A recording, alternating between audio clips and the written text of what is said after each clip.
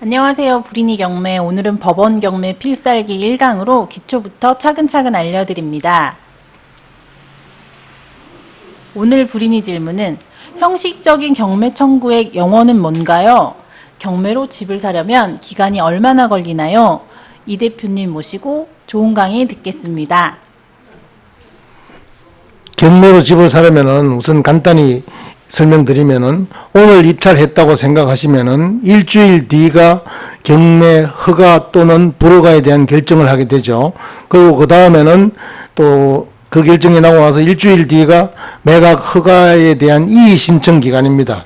통상 그 이의 신청 기간에 이의가 없다면은 적시 항고라고도 얘기하죠. 그 2주가 지난 뒤에부터 약 한 달 뒤가 잔금 납부일이 됩니다. 그러면은 잔금 납부일부터 또 약 한 달 뒤가 배당기일이 되는데 제가 경매를 하게 되면은 그때쯤에 살고 있는 사람을 중간에 차근차근 준비해서 내보내게 됨으로써 약 70일 50일에서 70일 정도면 충분히 다 끝냅니다. 뭐 늦어도 그렇게 그 이상 가는 경우는 없고 50일에서 70일 정도면 내 집 입주할 수 있다 이렇게 생각을 하시면 되겠습니다. 자, 부동산 경매의 기초에 대해서 말씀드리겠습니다. 부동산은 경매하게 되면은 그 집행 절차인데 간단하게 얘기하면은 부동산 경매가 있고 두 가지로 나눌 수가 있는데 집행 절차에서 보면은 강제 관리라는 게 있고 우리가 얘기하는 경매가 있습니다. 강제 경매. 경매는 법원에서 강제로 하는 것 때문에 전부 다 강제죠. 강제 관리라는 것은 골프장 같은 걸 예로 들면 될 것 같습니다. 수백억짜리를 내가 1억을 받을 게 있다 그러면은 그 골프장을 경매에 넣지 않고 그 운영을 하면서 수익금으로 채권에 충당할 수 있거든요. 이거는 물론 법원에서 강제 관리인을 내세워 가지고 수익금이 들어오면은 그 돈을 들어오는 대로 모아서 1억이 되면 저한테 넘겨주고 골프장은 원주인한테 돌려줘서 운영하도록 하는 이런 겁니다. 그리고 강제 경매라는 거는 우리가 부동산 경매 얘기하는 거 있죠. 그걸 얘기하는 겁니다. 자, 경매라는 것은 채무자 소유의 담보 부동산을 강제로 매각해서 환가하여서 채권자가 그 만족을 얻는 절차라고 생각을 하시면 됩니다. 그 경매의 종류에는 강제 경매, 임의 경매, 동상 경매도 있고 또 실질적 경매니 형식적 경매니 나누는 기준에 따라서 이런 게 있습니다. 강제 경매라는 얘기는 담보권이 없고 제가 누구한테 1억을 빌려줬어요. 차용증을 받고 근데 그 사람이 갚을 기간이 됐는데도 안 갚아요. 그러면은 제가 그 사람 소유의 부동산을 가압류하고 그 다음에 지급 명령이나 소송을 제기해서 승소한 다음에 그 판결문을 가지고 확정된 판결문을 가지고 경매를 넣는 거라고 생각을 하시면 되겠습니다. 임의 경매 그러면은 우리가 은행에 담보를 제공하고 근저당권 설정하게 되죠. 그 근저당권을 은행에다가 제가 돈을 안 낸다면은 이자 안 내면은 경매를 넣잖아요. 그 근저당권을 근거로 해서 하는 거를 임의 경매라고 얘기를 하는 겁니다. 그리고 또 분류 방법에 따라서 실질적 경매, 형식적 경매라고 나누는데 실질적 경매 그러면은 앞에 얘기한 강제 경매나 임의 경매를 얘기하는 것이고 형식적 경매라는 얘기는 청구 채권이 영원 아까 영원이 뭐냐고 물으셨죠. 아무것도 없다는 얘기죠. 또는 형식적으로 10원 정도를 표시하는 경우가 있습니다. 이런 거는 어떤 거냐 하면은 아버지가 건물을 하나 갖고 있다가 돌아가셨어요. 그러면은 형제들이 5명이라 그러면은 5명한테 상속이 되잖아요. 상속이 되었는데 그 5명이 합의가 잘 되어서 공동으로 매각을 하면 되는데 거기서 한 명이 내가 아버지 모셨으니까 내가 돈을 더 많이 받아가야 된다. 근데 다른 사람이 나는 동의 못한다. 이러다 보면은 형제지간에 싸움이 붙겠죠. 이럴 때 경매를 재산 분할을 위해서 넣는 거를 형식적 경매라고 하고 여기는 청구 채권이 없기 때문에 그 형제지간에 빚이 없는 거잖아요. 청구액은 0원, 조금 표시할 경우는 10원 이렇게 표시하는 겁니다. 이 경매 두 사건을 보시면은 이해가 가실 겁니다. 자, 이 사건 같은 경우는 120억에 가까운 감정가인데 청구 금액이 0원으로 되어 있죠. 아무것도 없다는 얘기죠.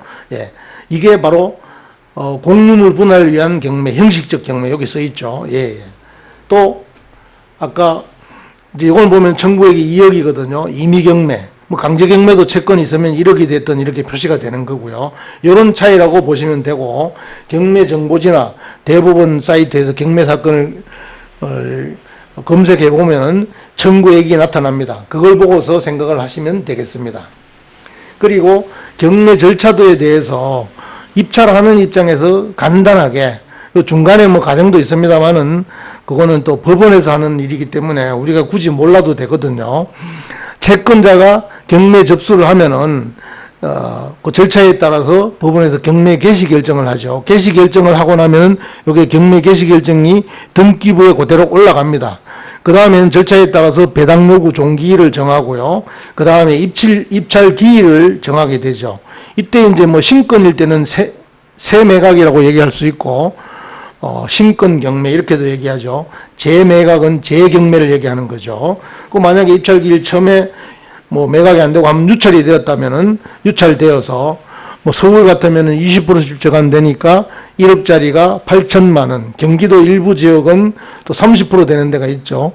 1억짜리가 7천만 원이 되겠죠. 그걸 기준으로 해서 입찰을 하게 되는 겁니다. 그리고 매각이 되고 나면은 아까 경매로 집사려면 얼마나 시간이 걸립니까? 이렇게 얘기했을 때 설명드렸습니다만은 매각 결정 기일이 정해지고 이때 매각 허가 또는 불허가가 나게 되죠. 불허가 난다면 경매 진행은 안 되는 것이고, 허가가 난다면은 그 일주일 뒤에 매각 허가 결정에 대한 이의 신청 기간이 되죠. 그리고 이 이의 신청이 들어오지 않으면 이때부터 약 30일 뒤가 대금 납부 기일이 되는 겁니다. 대금 납부할 때 보통 인도명령 신청을 먼저 합니다. 저 같은 경우는 바로 하는 게 중요하죠. 인도명령은 또 잔금되고 나서 6개월 이내에 하지 않으면 명도 소송을 해야 되니까 이때 하는 게 좋고요. 이걸 가지고 결정문이 날아가고 이러면은 점유자를 만나서 합의해서 내보내든지 아니면 이걸로 강제 집행을 하든지 둘 중에 하나 할 수 있는 거죠.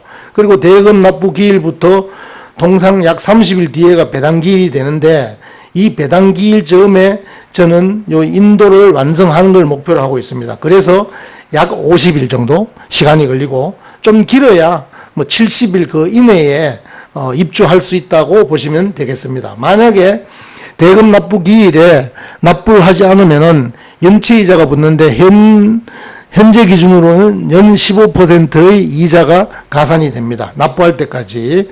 그 재매각 기일 3일 전까지 납부하지 않으면은 보증금은 몰치당합니다.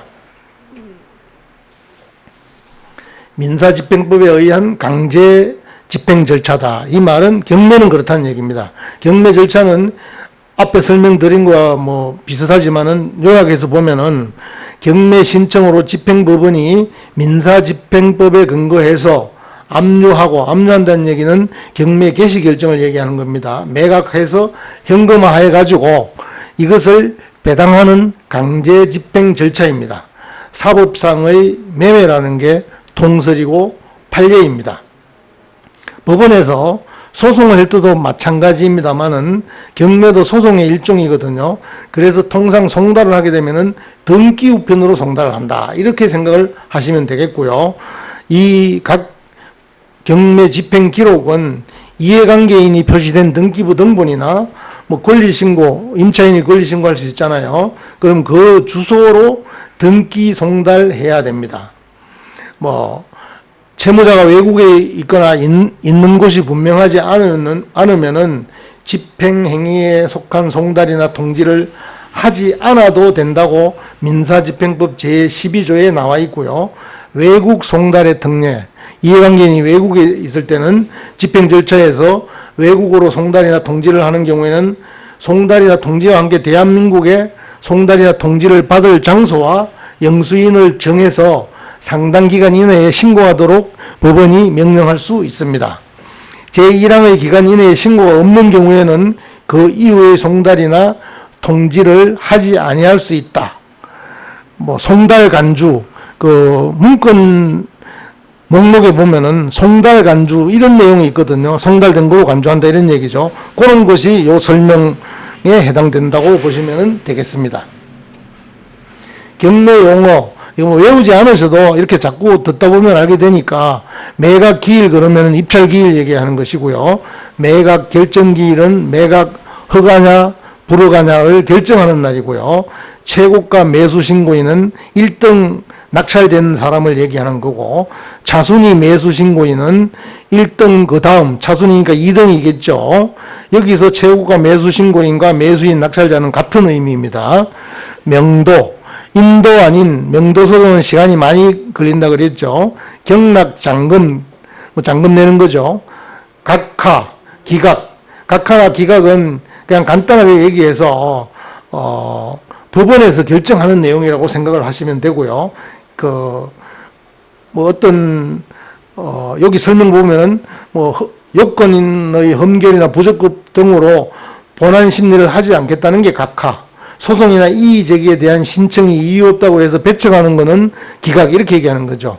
변경 연기는 통상 연기를 하게 되면은 연기라는 용어를 안 쓰고 법원 경매 목록에 그냥 변경이라고 얘기를 합니다. 변경도 연기라고 생각하시면 됩니다. 정지는 특별한 경우에 법원에서 경매 절차를 진행하지 않고 수독시키는 걸 얘기하는 거죠.